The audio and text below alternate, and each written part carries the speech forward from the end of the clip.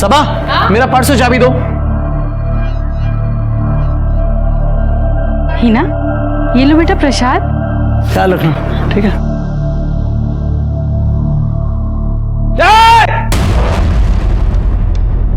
अपना ढोंग ना अपने पास रख, फेंक इसको, फेंक। आज के बाद ना मेरी बच्ची को आग उठा के भी देखा है। शर्म नहीं आती? आप कैसे बात करते हुए? तमीज तुम्हारी बीवी को नहीं है। पहले तो तुझे काफिर बना दिया, अब मेरी बच्ची के पीछे पड़ी है। जबान संभाल के बात करो, वरना क्या? असलम, तमीज से। भाई है वो तुम्हारा। वाह, और ये तो चचेरे भाई है, आप तो मेरे सगे भाई है। आप कुछ क्यों नहीं कहते? कहने लायक छोड़ा है तुमने, छोड़ा है कहने लायक। अरे तुम्हें तुम्हारी बीवी को समझाना चाहिए, ये छोटी सी बच्ची को ये सब। अरे गलती हो गया मुझसे, ऐसे जान लोगों के बीच में रहना सबसे बड़ी गलती है मेरी। तो निकल ना, तू निकल यहाँ से। और तुझे देख के ना मेरा खून खौलता है, खून। ख्याल रखना कहीं ये खून हमेशा के लिए ठंडा ना हो जाए। हिना बेटा अच्छे से साफ करो, ऐसे ऐसे चाची। हाँ मेरा बच्चा। सलाम चाचू। हिना तुम अपना काम करो बेटा।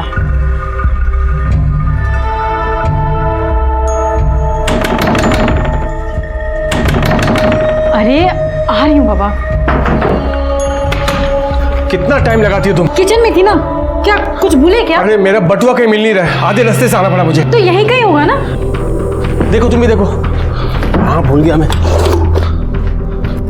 अरे कहाँ रख दिया मैंने? सुनो मैं कमरे में देखता हूँ, ठीक है? हाँ। तुम यहाँ ढूंढो। पोस्टमैन।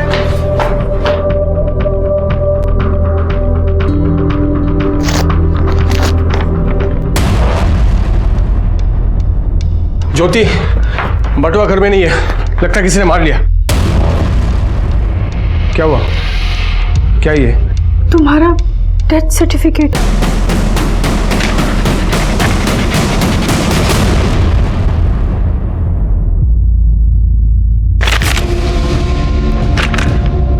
क्या है ये सब?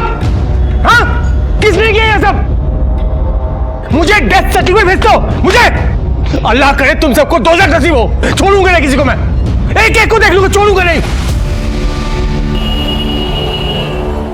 लेकिन तुम अपने मायके से वापस कब आ रही हो?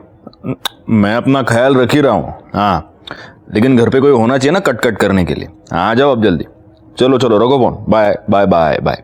सर, एक आदमी आया है अपना ही डेथ सर्टिफिकेट लेके। क्या साहब? देखिए साहब, किसी ने मेरे नाम का डेथ सर्टिफिकेट भेजा है साहब। ये तो नकली है।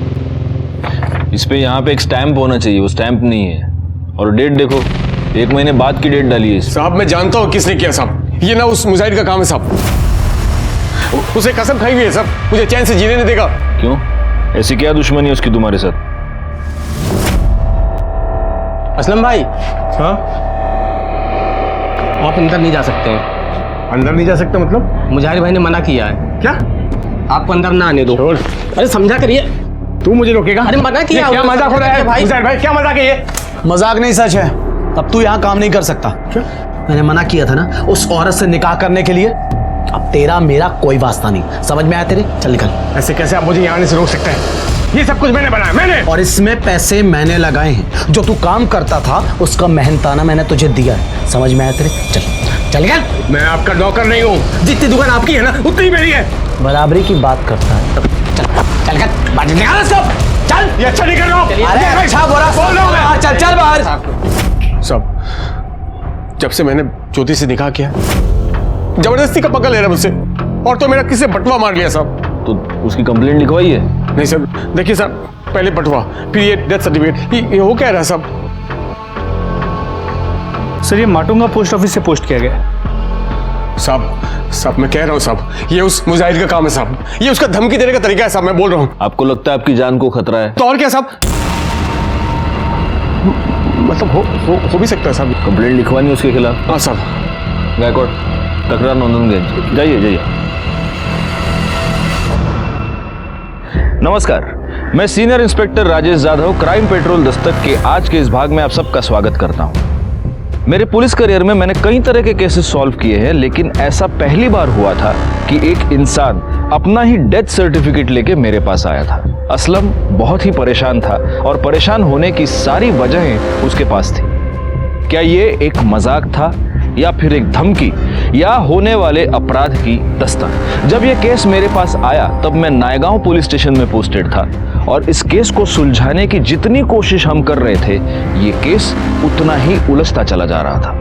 सर माटुंगा पोस्ट ऑफिस से कोई इन्फॉर्मेशन नहीं मिल पाई। बाहर जहाँ पोस्ट बॉक्स है वहाँ पे कोई सीसीटीवी कैमरा है नहीं और वहाँ काफ़ी लोग आते जाते हैं, तो किसी ने ध्यान नहीं दिया। उस मुजाहिर के बारे में कुछ पता चला? सर उसके घर गए थे, उसकी बीवी ने कहा कि वो वडोदरा गया हुआ है। वडोदरा? नमस्कार नायगांव पुलिस स्टेशन। क्या आप कौन बोल रहे हैं? हेलो हेलो बोलिए। सर सर सर सर अभी अभी किसी का फोन आया था, वो बोला कि पुलिस स्टेशन में बॉम्ब है। क्या? रिकॉर्ड एक काम करो, बॉम्ब स्क्वाड को तुरंत फोन लगाओ, कर दे। पुलिस स्टेशन रिकामा करा, विदाउट पैनिक सबको बाहर निकालो। हाँ सर। चलो सब लोग बाहर चलो। चलो चलो सब लोग बाहर चलो। अरे चलो निकलो मैडम, बाहर चलो, बाहर निकलो। Hello, bomb squad.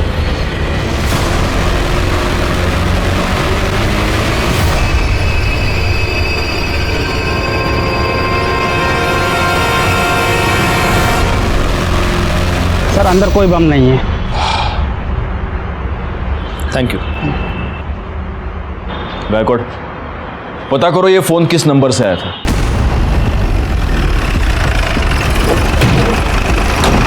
सर इसी होटल के नंबर से फोन आया था।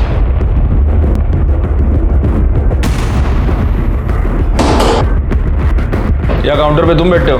जी कहिए। यहां से पुलिस स्टेशन पे कॉल तूने किया था? नहीं साहब, ये रेस्टोरेंट तो मेरे भाईजान का है, गले पर वही बैठते हैं, मैं तो बस आता जाता रहता हूँ। कौन है भाईजान? बुलाओ। कौन है सजाद? हाँ अरे सर आप लोग यहाँ पर? ये रेस्टोरेंट तुम्हारा है? जी सर। तो हमारे पुलिस स्टेशन पे बॉम्ब का झूठा कॉल तुमने किया था? नहीं सर, हाँ नहीं सर, बिल्कुल नहीं। या काउंटर पे तुम नहीं बैठे थे? हम मैं ही था काउंटर में, लेकिन मतलब मैं रहता हूँ काउंटर में, लेकिन आता जाता रहता हूँ सर, अंदर काम रहता है कभी कभी, मैं मतलब। यहाँ पे सीसीटीवी कैमरा नहीं है? सब रेस्टोरेंट नया खुलवाया ना सब, तो अभी लगवाया नहीं है। गायकवाड़ क्यों चला? अरे सर ऐसे सर मैंने कुछ नहीं किया। ऐसे आप हमारे सबूत निकालो। लाइट को खोल कर। सर नहीं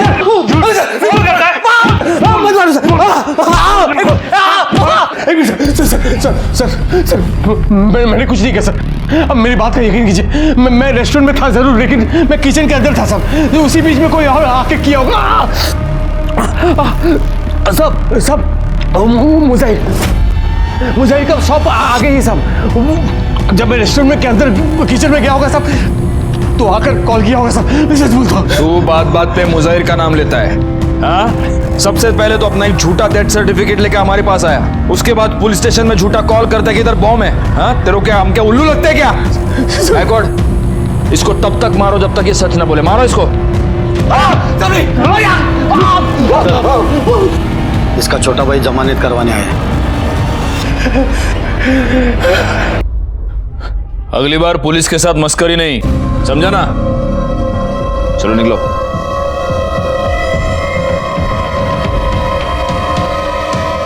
गायकवाड़, वो मुजाहिर तो यहां है ही नहीं, फिर भी असलम बार बार उसका नाम क्यों ले रहा है?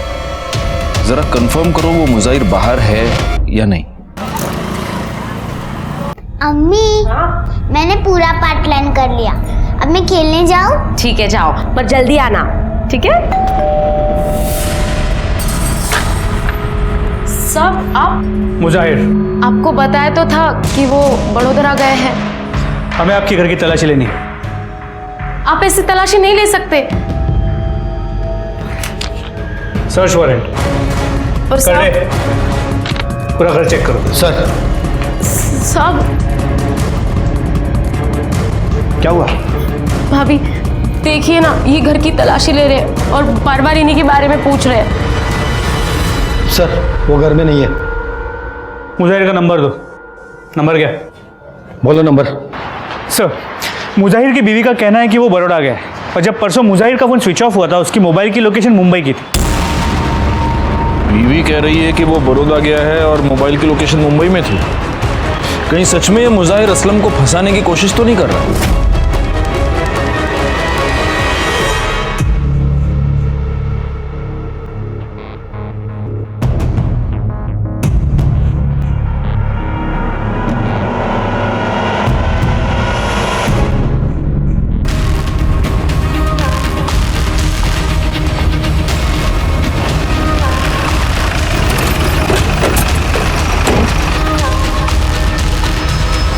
सर ये लाश मुजाहिर की है, जिसके बारे में असलम ने बताया था। क्या? जी सर, इसके पॉकेट से इसका ये फ़ोन भी मिला है।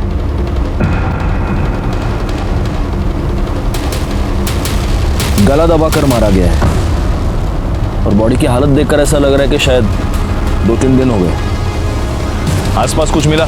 करड़े सर वहाँ ये पर्स मिला है। देखो गायकवाड़, हो सकता है कि कातिल का हो। सर ये तो असलम का पर्स है।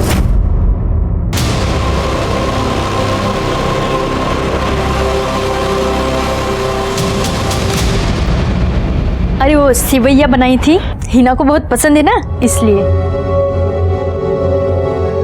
तुझे क्या हुआ? तू इतनी परेशान क्यों है? अरे कुछ समझ नहीं आ रहा है। एक तो इनका फोन नहीं लग रहा है और बार बार पुलिस भी चक्कर लगा रही है। तू परेशान मत हो, कर देंगे वो फोन।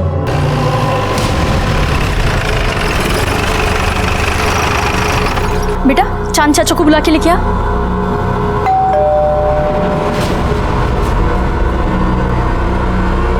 क्या बात है सर? ये वॉलेट तुम्हारा है? जी मेरा ही है सर, शुक्रिया। कहाँ मिला आपको सर? मुजाहिर अंसारी की लाश के पास।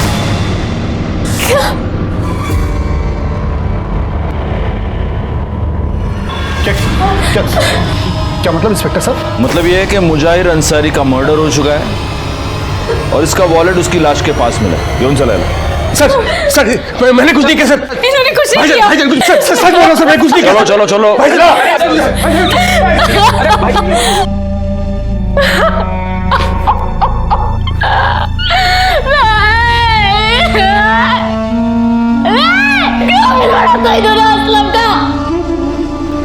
अपने भाई की जान ले ली, अल्लाह उसे कभी माफ नहीं करेगा। मैंने कुछ नहीं किया सर। तो तेरा वॉलेट उसकी लाश के पास क्या टहलने गया था? आपको तो पता है मैं वॉलेट की चोरी की रिपोर्ट लिखवाने आया था यहाँ पर। कोई मुझे फंसा रहा। पहले वो डेथ सर्टिफिकेट, फिर बॉम्ब का झूठा कॉल, कोई मेरे खिलाफ साजिश कर रहा साहब। सब चांद भाईजान ये सब कर रहे हैं साहब, मुझे लग रहा है। अच्छा, इतने दिनों से तू मुजाहिर का नाम लेकर रो रहा था, अब चांद भाईजान। मैं तुझे बताता हूँ हुआ क्या। तूने मुजाहिर का मर्डर कर दिया, लेकिन गलती से तेरा वॉलेट वहां पर छूट गया और ये बात तुझे रियलाइज हुई। तब तूने एक प्लान बनाया। तूने अपने ही नाम का एक झूठा डेथ सर्टिफिकेट खुद को पोस्ट किया और फिर तू हमारे पास आया डेथ सर्टिफिकेट और खोए हुए वॉलेट की कंप्लेंट लेकर। और उसके बाद तूने बॉम्ब का झूठा कॉल भी किया। आप लोगों ने इतना मुझे मारा, अब खुद को मार खाने के लिए खुद को क्यों फंसाऊंगा साहब? अरे मार खाया, लेकिन खून के इल्जाम से तो तू बच जाता। ऐसा है ना, बहुत शाना है तू असलम। तू यही साबित करना चाहता था कि तुझे फंसाया जा रहा है। मेरी बात का यकीन कीजिए साहब, सच में मैंने कुछ नहीं किया। बोलेगा, तू सच बोलेगा। शिरके चौपाया ला। सर मुजाहिर की पीएम रिपोर्ट देखो जरा। सब पहले तार से इसका गला खींचा गया, फिर ईंट जैसी किसी चीज़ से इसके सर पे वार किया गया, जिसकी वजह से इसकी मौत हो। इस मुजाहिर की दुकान कहाँ पर? परेरा मार्केट। एक काम करो, इसके दुकान से ये पता करो कि उस दिन ये कहाँ जाने वाला था, किससे मिलने वाला था, इसकी किसी के साथ कोई दुश्मनी थी क्या।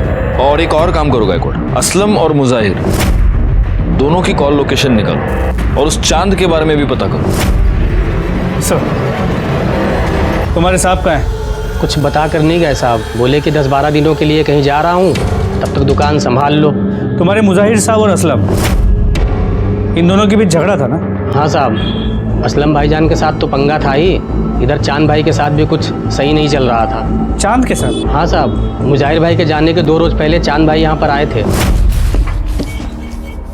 बस चांद भाई, एक सौदा पक्का हो जाए फिर तो चांदी ही चांदी है। अरे इंशाल्लाह मेरे भाई, जैसा सोच रहे हो बिल्कुल वैसा ही होगा। भाईजान परसों माल लेने जा रहा हूँ, तो कुछ पैसों की ज़रूरत है। देखिए अभी तक मैंने कुछ कहा नहीं, इतने महीने हो गए, जो उधार था वो वापस कर दीजिए। कौन से पैसे मुजाहिर? जो आपने 5 लाख रुपए लिए थे वो। बेकार की बातें मत किया करो यार। हा? कौन से पैसे हैं तुम्हारे 5 लाख? अरे जो 5 लाख रुपए आपने हमसे उधार लिए थे। अच्छा 5 लाख, लेकिन भाई असलम का भी तो तुम्हारी तरफ हिसाब निकलता है ना, तकरीबन 5 लाख रुपए। देखिए मेरा और असलम का हिसाब अलग है। अलग कैसे हो सकता है भाई, सगा भाई है मेरा। हाँ? और पैसे का हिसाब अलग अलग। देखिए आपकी और असलम की भी तो नहीं बनती ना।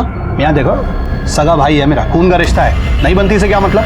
और वैसे भी देखो, तुम उसके पैसे दे दो, मैं तुम्हारे पैसे दे देता हूँ। लेकिन मुजाहिर की फैमिली और चांद की फैमिली तो मिलजुल कर रहते हैं। हाँ तो मुजाहिर भाई का चांद भाईजान के अलावा था ही कौन यहाँ। और वैसे भी वो महीने में 15 दिन तो गायब रहते थे। अब ऐसे में बीवी और बच्ची को एकदम से अकेला नहीं छोड़ सकते थे ना। सर मुजाहिर और असलम के कॉल रिकॉर्ड्स। सर मुजाहिर के नंबर पे पिछले कुछ दिनों से इस नंबर से रेगुलरली कॉल्स आ रहे हैं और ये नंबर भी असलम के नाम पे ही रजिस्टर है, जो उसने कुछ दिनों पहले खरीदा। और फिलहाल ये नंबर स्विच्ड ऑफ। सर इसके अलावा असलम का ये जो पुराना नंबर है, असलम ने 1 महीने पहले इसकी एक डुप्लीकेट सिम बनवाई। और सर इन दोनों मोबाइल की लोकेशन उसी एरिया की थी जहाँ से हमें मुजाहिर की लाश मिली। इसका मतलब ये पूरा कांड इस असलम ने किया है? सर पॉसिबिलिटी तो है। सर इसके अलावा जब हम मुजाहिर के शॉप में गए थे तो उसके स्टाफ ने बताया कि चांद ने मुजाहिर से कुछ पैसे लिए थे जो वो देने से इनकार कर रहा है। कौन से पैसे मुजाहिर? एक काम करो, इस चांद को बुलाओ, तब तक मैं असलम की खबर लेता हूँ। भाभी जान बस चुप हो जाइए। शहजाद तुम तो जानते हो ना कि हमारे पति ऐसा कुछ नहीं कर सकते। उन्हें बचा लो शहजाद। भाभी जान सब ठीक हो जाए। शहजाद, ए शहजाद, वहां क्या गुस्सा हुआ, बाहर निकल। क्या भाई, कितनी बार समझाया है तुझे कि दूर रहे उससे।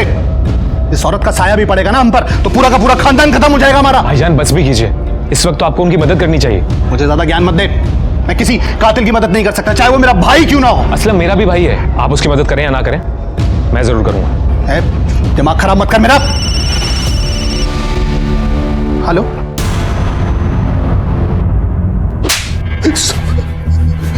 तूने 1 महीने पहले अपने सिम कार्ड की कॉपी बनवाई थी? हाँ सर, वो मेरा पुराना फोन चोरी हो गया था। और तूने एक नया नंबर भी लिया था जिस नंबर से तूने मुजाहिर को फोन किया? नहीं सर, नहीं? तो वो सिम कार्ड तेरे नाम पे कैसे? वही तो साहब, मुझे खुद नहीं पता साहब कैसे। तुझे कुछ भी नहीं मालूम होता असलम? हाँ, तुझे ये तो पता है ना कि उस दिन तू वहां गया था, क्योंकि तेरे मोबाइल की लोकेशन उसी जगह की है जहां पर हमें मुजाहिर की बॉडी मिली। क्या करने गया था उधर? साहब वो बहुत दिनों से मुझे एक आदमी का फोन आ रहा था, अफजल शेख नाम का। वो मेरे साथ मिलकर रेस्टोरेंट खोलना चाहता था, तो उसने मुझे वहां बुलाया था साहब। तो वो तेरा अफजल शेख मिला तेरे को? नहीं साहब, मैं बहुत देर तक उसका इंतजार किया लेकिन वो वहां पर आया नहीं साहब। कौन से नंबर से आया था फोन? लैंडलाइन नंबर से। कर दे, ऐसा फोन दे। दिखा, तेरे फोन में दिखा कौन सा नंबर है, दिखा। जी सर। सर इसका बड़ा भाई चांद है। क्या यह सच है कि तुमने मुजाहिर से 5 लाख रुपए लिए थे और अब उसे देने से इनकार कर रहे थे? हाँ सर, मैंने पैसे लिए थे, लेकिन मुजाहिर ने असलम के भी तो इतने पैसे रोक रखे थे। लेकिन जहां तक मुझे पता है तुम्हारी और असलम की बिल्कुल नहीं बनती। सर लेकिन असलम है तो मेरा छोटा भाई ना, मेरे पास उस वक्त पैसे नहीं थे, मैं बाद में दे देता सर। ये तुम्हारे बैंक डिटेल्स, इससे साफ पता चलता है कि तुम्हारे बैंक में अच्छे खासे अमाउंट है। मतलब पैसे तो है लेकिन तुम्हारी देने की नीयत नहीं है। हा? नहीं ऐसी बात नहीं सर। वो कहीं ऐसा तो नहीं है कि मुजाहिर तुमसे पैसे मांग रहा था इसलिए तुमने उसको मार दिया? तुम ये जानते थे कि असलम और मुजाहिर की दुश्मनी है तो असलम फंस गया और तुम्हारे दोनों दुश्मन एक साथ रास्ते से हट गए। सर ये कैसी बहकी बहकी बातें कर रहे हैं आप? तुम पुलिस स्टेशन में बैठे हो। सर मेरी बात का यकीन कीजिए, ऐसा कुछ नहीं है, मैंने कुछ नहीं किया। ठीक है, तुम जा सकते हो, लेकिन जब तक ये केस सॉल्व नहीं होता शहर से बाहर नहीं जाओगे। जी सर, शुक्रिया सर।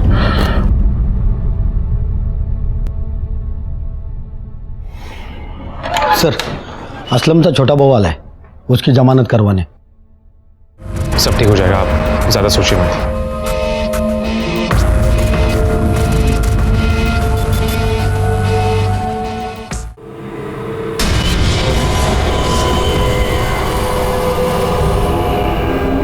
काम हो जाएगा? हाँ हो जाएगा। सुनो, मुझे थोड़ा टाइम लग जाएगा घर आने में। असलम आज ना जल्दी आना, मैंने मंदिर में तुम्हारे नाम का हवन रखा है। अरे तुम क्यों इन सब चीजों में पड़ी हो?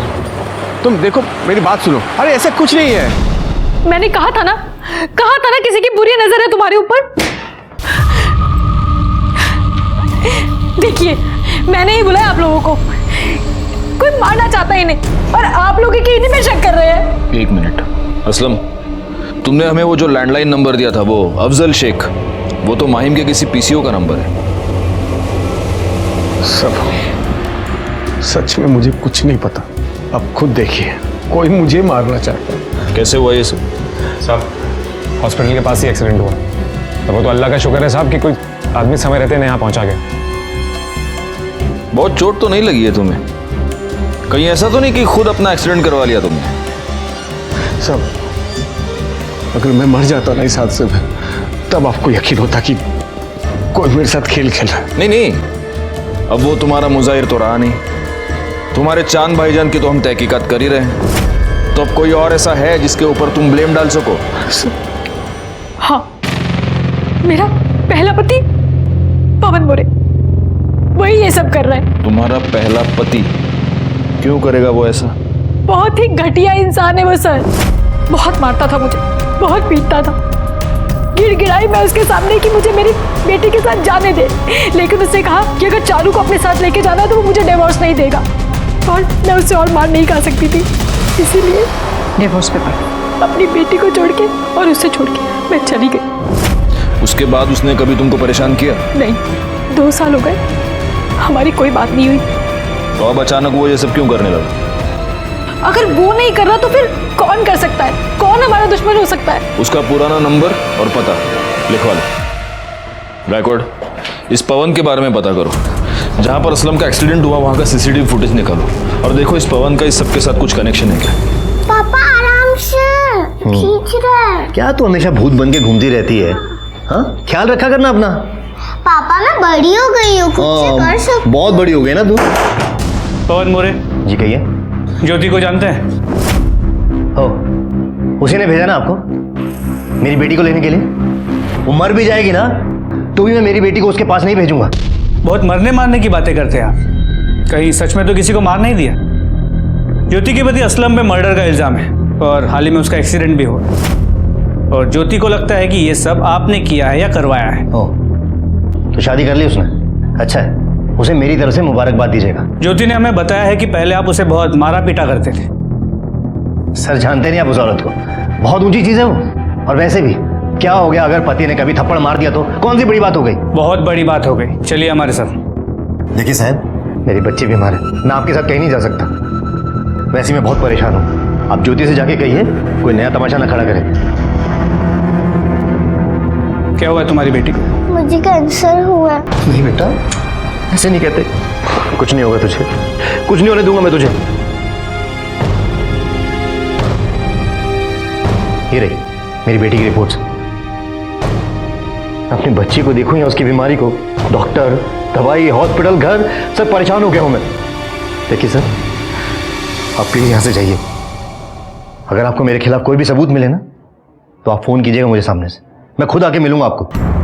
ठीक है, अभी के लिए हम जा रहे हैं, लेकिन अगर जरूरत पड़ेगी तो फिर आएंगे। पर हाँ, शहर छोड़ के कहीं मत जाना। सर, जहाँ पर असलम का एक्सीडेंट हुआ था वाकई सीसीटीवी फुटेज।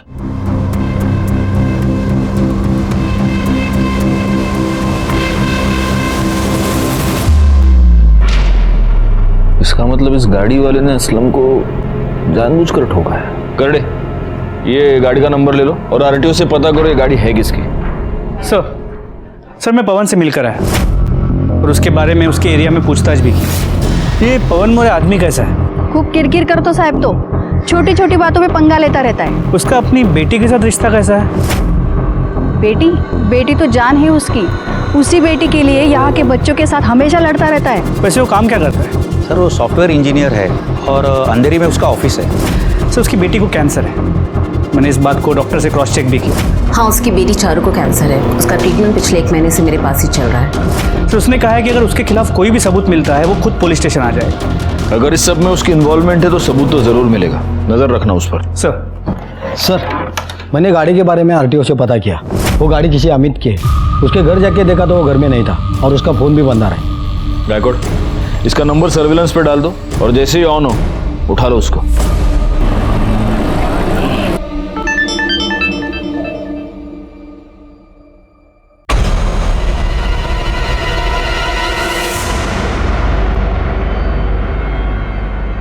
सर, वो अमित जिसकी कार से टक्कर मारी गई थी उसका पता चल गया है। तो उठा लो उसको। सर। बोल, किसके कहने पे किया? बोल नहीं तो। सर, ये सब कुछ मैंने असलम के कहने पे किया था। तूने कहा था ना अमित को तुझे टक्कर मारने के लिए। नहीं सर, झूठ बोल रहा है, फंसा रहा है मुझे। तू इस अमित को जानता है? बिल्कुल नहीं जानता सब। तो वो तुझे क्यों फंसाएगा? वही तो मैं बोल रहा हूँ साहब, कोई क्यों फंसा रहा है मुझे साहब? कब से वही तो बोल रहा हूँ आपको, कोई फंसा रहा है मुझे। क्या हुआ, आप कंफ्यूज हो गए? इस केस ने हमें भी ऐसी ही उलझन में डाल दिया था। शक की सुई बार बार असलम की तरफ घूम रही थी और असलम बार बार यही कह रहा था कि उसने कुछ नहीं किया, उसे फंसाया जा रहा है। यह बात साफ नहीं हो पा रही थी कि क्या वाकई असलम ने यह सब कुछ किया था या किसी और ने असलम को फंसाने के लिए यह सब कुछ किया था और वही मुजाहिर का असली कातिल था।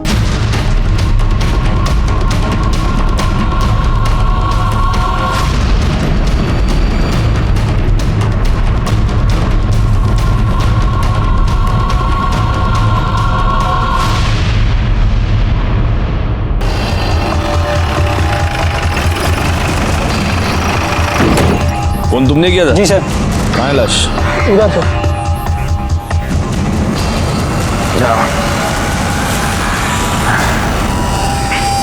निकालो बाहर। सबसे पहले तुमने देखा था बॉडी? जी सर, मैं यहाँ से निकल रहा था तो बदबू बहुत आ रही थी तो मैंने देखा तो यहाँ लाश था। लगता है किसी जानवर ने इस बॉडी को खोद के निकाला है। जरा आसपास भी देखो, कुछ मिलता है क्या?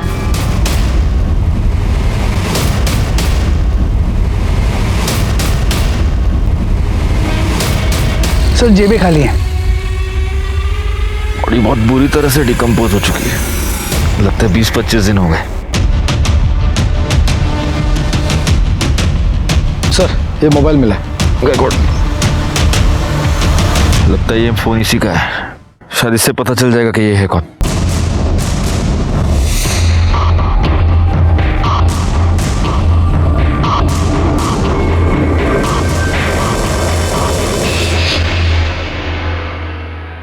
सर, शमशान के पास जो डेड बॉडी मिली थी उसकी पोस्टमार्टम रिपोर्ट के मुताबिक ये बॉडी किसी 30 से 35 साल के आदमी की है। मौत की वजह सर पे किसी भारी चीज़ से वार किया जाना है। सर, स्कल फ्रैक्चर हुआ और मौत को करीब 1 महीना हो चुका है। सर, इसके अलावा एक इम्पॉर्टेंट बात ये भी पता चली है कि इस बॉडी के पास जो फ़ोन मिला था वो असलम का था।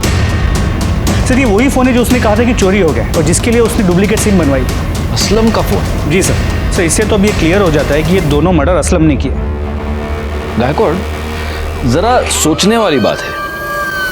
एक आदमी किसी का खून करके अपना मोबाइल फोन वहीं पे छोड़ के चला जाता है और ऐसी गलती वो एक बार नहीं बार बार करता है। ये कैसे पॉसिबल है? कहीं सच में ऐसा तो नहीं कि कोई असलम को फंसाने की कोशिश कर रहा है? और अगर ऐसा है तो जो असलम को फंसाने की कोशिश कर रहा है उसी ने ये 2 मर्डर्स किए। सबसे पहले तो हमें ये पता लगाना होगा कि ये लाश किसकी है। एक काम करो, जहां पे लाश मिली उसके आसपास के सारे पुलिस स्टेशंस में ये पता करवाओ कि क्या पिछले 1 महीने में इस एज ग्रुप के किसी बंदे की मिसिंग कंप्लेंट आई है। हमें ये तो पता चले कि आखिर वो है कौन जो असलम को फंसा रहा है।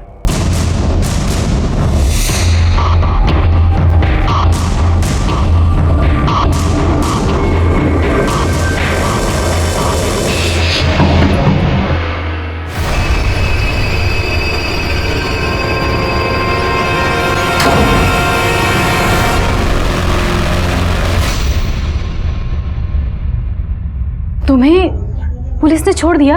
और क्या, आखिर पुलिस को भी मानना पड़ा कि मैंने कुछ नहीं किया है। हाँ, मैं तो जानती ही थी कि तुम बेकसूर हो।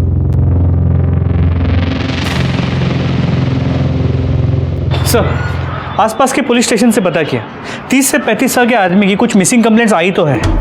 ये जितनी भी मिसिंग कंप्लेंट्स आई है उन सब के परिवार वालों के डीएनए को इस लाश के साथ मैच करके देखो, पता तो चले ये है कौन।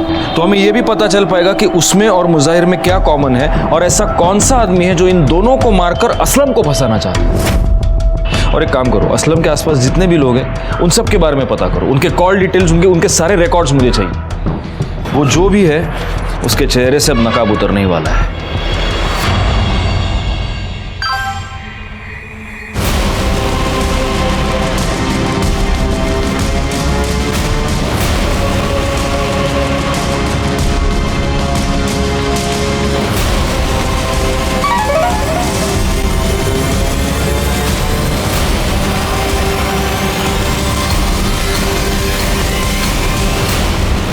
सर असलम के आसपास जितने भी लोग रहते हैं सबकी मोबाइल लोकेशन रिकॉर्ड चेक किए।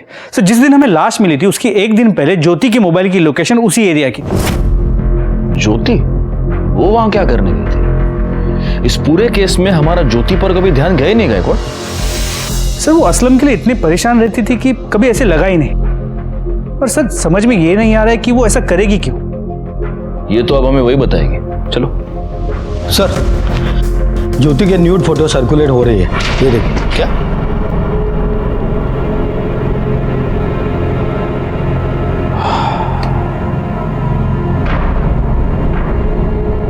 गायकवाड़ ये जो बंदा इसके साथ है ये असलम नहीं है, क्योंकि असलम के यहाँ गर्दन पर यहाँ पर वो काला निशान है।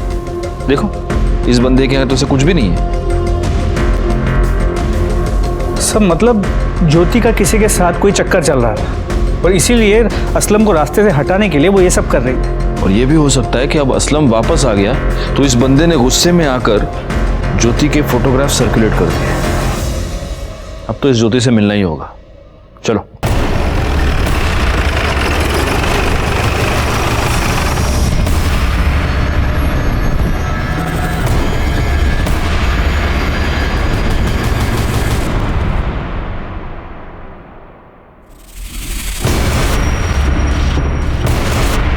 ये आत्महत्या नहीं है, ये मर्डर है। इस छोटे से टेबल पे खड़े होकर ज्योति पंखे से नहीं लटक सकती। इसे किसी ने पहले मारा है और फिर लटका दिया है।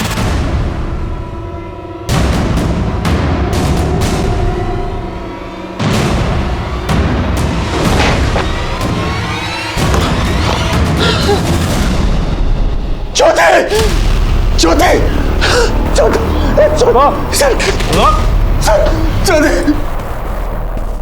अभी क्यों चौंक रहा इतना? हाँ? तू नहीं मारा ना उसको? मैं क्यों भला मारूंगा मेरी बीवी को? तो मैं तो अभी आया सर। कैसे हो गया सर? तेरा मोबाइल दे, मोबाइल दे।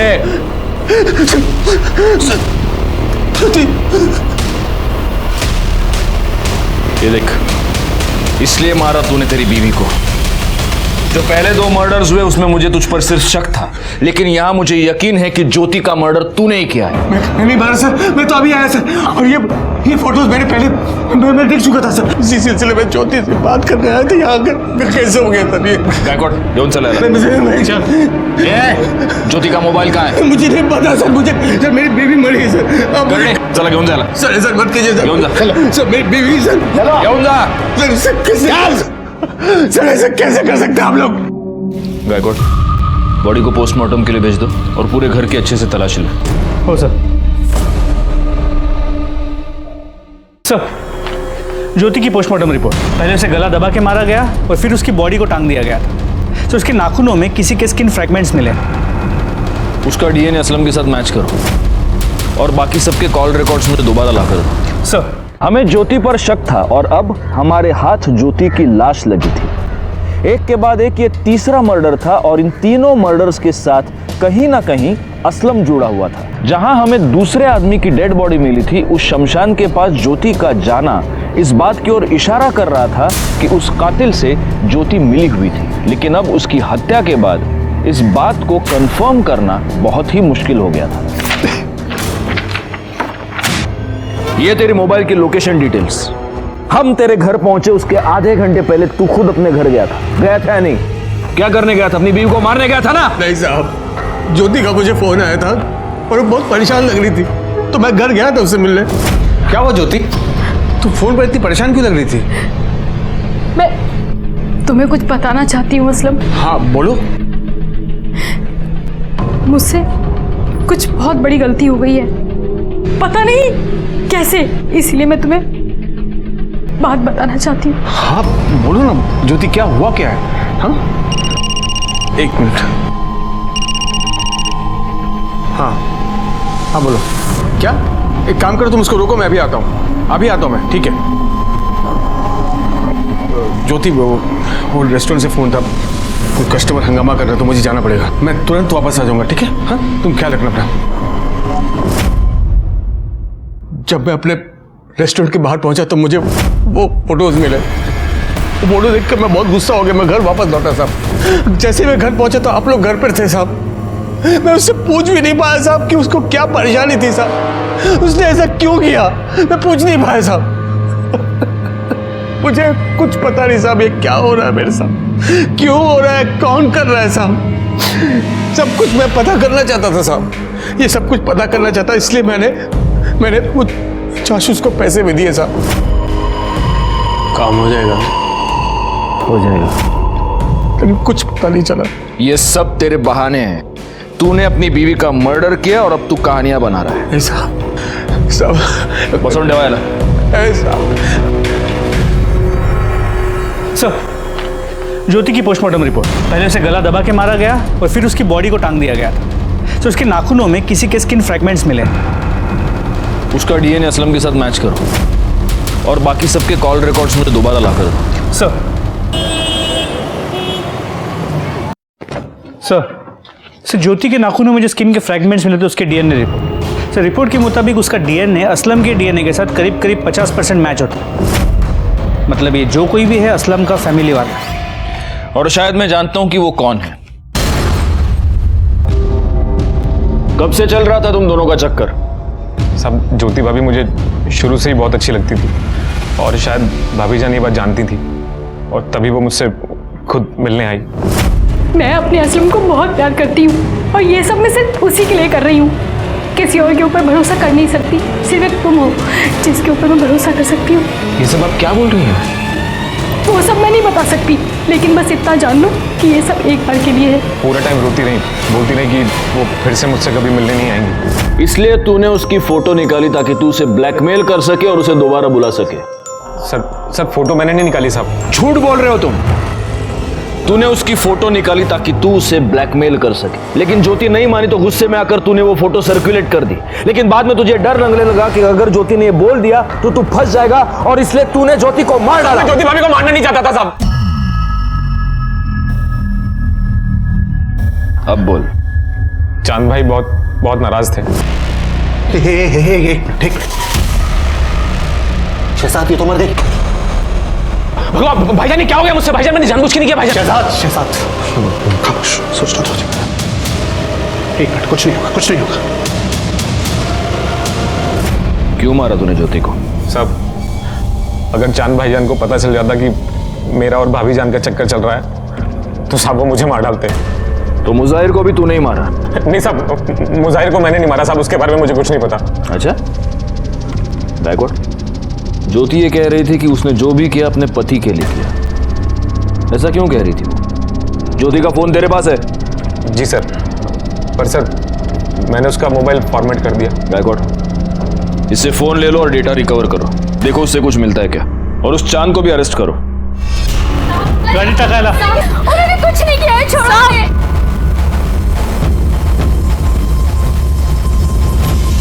सर, ज्योति के फोन का डेटा रिकवर हो गया। उसके फोन में किसी बाबा के मेल्स मिले। इस बाबा ने अपने एक मेल में ज्योति को कहा था कि वहां जाके कलश गाड़े जहां से हमें वो बॉडी मिली थी। अच्छा, इसीलिए ज्योति की मोबाइल लोकेशन हमें उस एरिया की।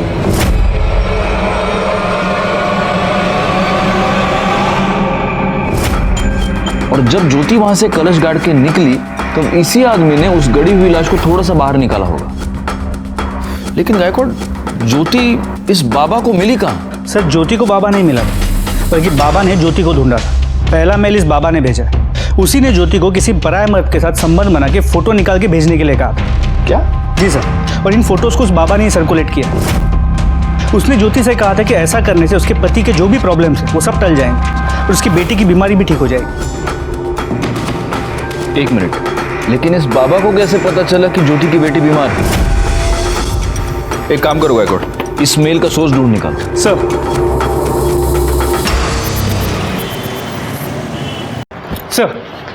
ज्योति को जो मेल्स आए थे काफी डाइवर्ट होके आए थे, इसलिए ओरिजिनल सोर्स का पता नहीं लग पा रहा। देखो, असलम तो ये कर नहीं सकता क्योंकि असलम हमारी कस्टडी में था, और शहजाद और चांद का भी ये कहना है कि मुजाहिर की मौत के साथ उनका कोई लेना देना नहीं। इसका मतलब गायकवाड़, अब एक ही आदमी बचता है।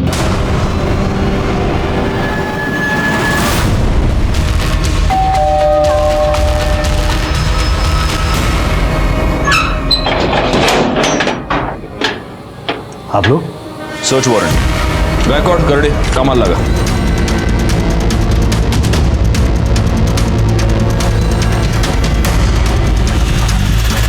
सर बच्ची की मेडिकल रिपोर्ट। सर बोला ना मेरे घर में आपको कुछ नहीं मिलेगा। सर इसका लैपटॉप। चलो ये है तेरे लैपटॉप का डेटा। तू सॉफ्टवेयर इंजीनियर है ना? ज्योति को वो सारे मेल्स तूने ही भेजे थे ना? हाँ सर मैं मानता हूँ, मैंने ही ज्योति को बाबा बन के मेल्स किए थे।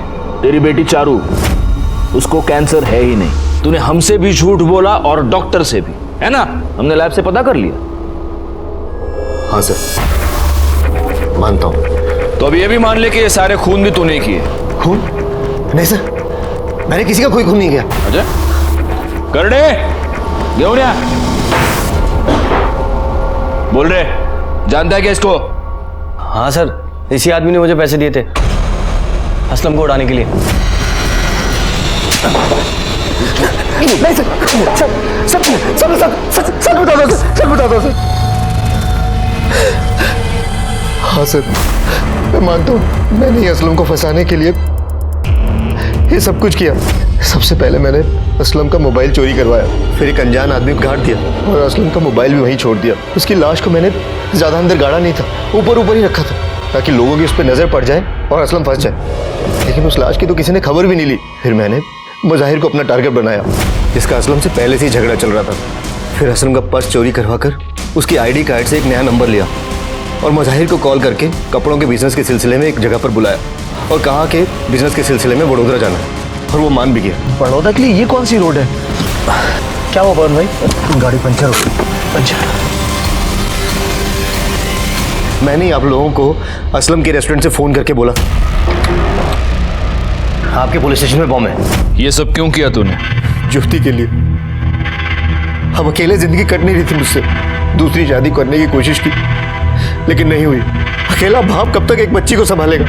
मैंने सोचा ज्योति को अगर गैर मर्द से रिलेशन बनाने को बोलूंगा तो थक हार के वो मेरे पास ही आ जाएगी। अब मेरे अलावा उसका था भी कौन जिससे वो ये गलत काम करती? लेकिन वो अपने देवर के पास चली गई, इसलिए मैंने गुस्से में उसकी फोटो सर्कुलेट कर दी। तेरे इस चक्कर में तूने अपनी बच्ची से उसकी माँ भी छीन ली और उसका बाप भी, और मुजाहिर की बेटी को भी यतीम कर दिया। इसके खिलाफ चार्जशीट फाइल करो। हमारी पूरी छानबीन के बाद हमें यह पता चला कि पवन ने पहले जिस आदमी का खून किया था उसका नाम था विनोद राणे। सबसे बड़ा सवाल यह है कि क्या किसी ने भी इन अपराधों की दस्तक को नहीं सुना? मुजाहिर एक अनजान आदमी के फोन कॉल पर उसके साथ बड़ौदा तक जाने के लिए तैयार हुआ। पवन ने बाबा बनकर ज्योति को किसी गैर मर्द के साथ संबंध बनाकर अपनी तस्वीर लेने के लिए कहा। क्या ज्योति ये नहीं जानती थी कि ऐसा करके वो बहुत बड़ी मुसीबत में फंस जाएगी? अपराध हमेशा हमारी ओर दबे पांव आता है और इसीलिए जरूरी यह है कि हम उसकी दस्तक को सुने। जो ऐसा नहीं कर पाते वो फंस जाते हैं। मैं सीनियर इंस्पेक्टर राजेश जाधव आपसे विदा लेता हूं। दोबारा मिलूंगा, तब तक सतर्क रहिए और देखते रहिए क्राइम पेट्रोल दस्तक, क्योंकि मकसद बताना नहीं बचाना है। जय हिंद।